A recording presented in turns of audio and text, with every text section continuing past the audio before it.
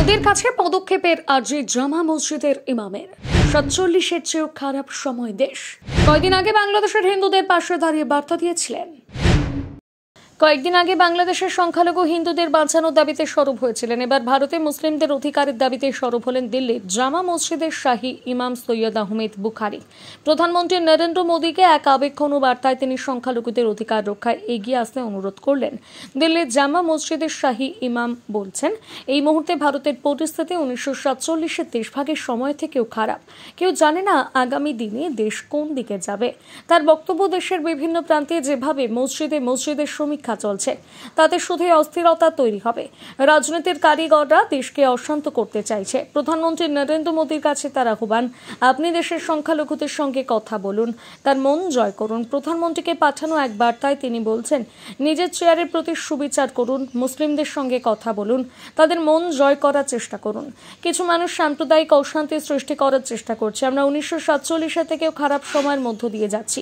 এই মুহূর্তে দেশের 3টি বড় মসজিদে ASI সমীক্ষা চলছে। এর মধ্যে উত্তরপ্রদেশের সম্ভলে অশান্তির কথা বিশেষভাবে উল্লেখ করেছেন তিনি। দিন তিনেক আগে বাংলাদেশের হিন্দুদের পাশে দাঁড়িয়ে বিবৃতি দেন বুখারী। তিনি বলেন, মুসলিম অধ্যুষিত দেশ হলেও সংখ্যালঘু বিদ্বেষের স্থান থাকা উচিত নয় বাংলাদেশে।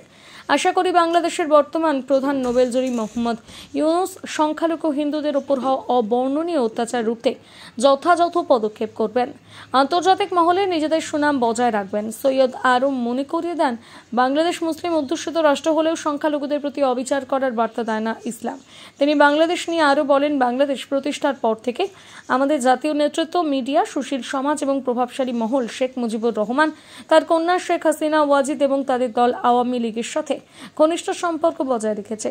তিনি বলেন, কূটনীতি এবং অঞ্চল আন্তর্জাতিক বিষয় এবং মুসলিম বিশ্বের সাথে সম্পর্কিত বিষয় বাংলাদেশে সবসময় ঘনিষ্ঠ মিত্র হিসেবে আমাদের পাশে দাঁড়িয়েছে।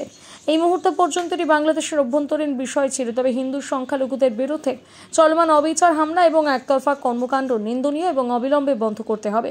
এই ধরনের কর্মকাণ্ডের কোনো যৌক্তিকতা, তারপর এবার আর দেশে মুসলিম সংখ্যালঘুদের জন্য মুখ খুললেন তিনি।